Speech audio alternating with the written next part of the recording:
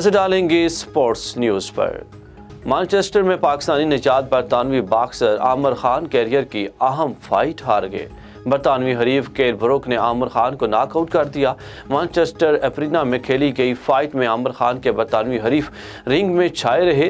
केल ब्रुक ने फाइट के दौरान आमिर खान पर ताबड़तोड़ हमले किए। रेफरी ने छठे राउंड में बाउट को रोक दिया।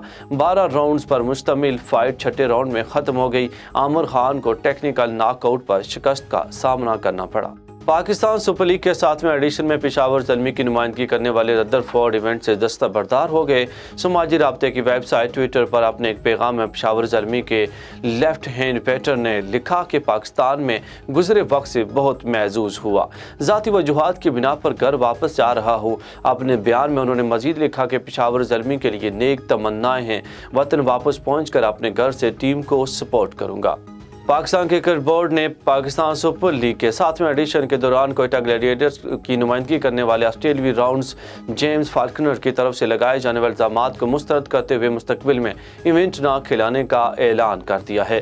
पाकिस्तान क्रिकेट बोर्ड की तरफ से जारी करदा बयान के मुताबिक पीसीबी और कोयटा ग्लैडिएटर्स जेम्स फाल्कनर के काबिल मुज़म्मत रवैये पर मायूस किन है, जो कि 2021 में पाकिस्तान सुपर लीग के अबूज़ेबी लीग का भी हिस्सा थे और तमाम शुरका के साथ इंतहाई एहतराम का हमेशा सलूक रखा गया था।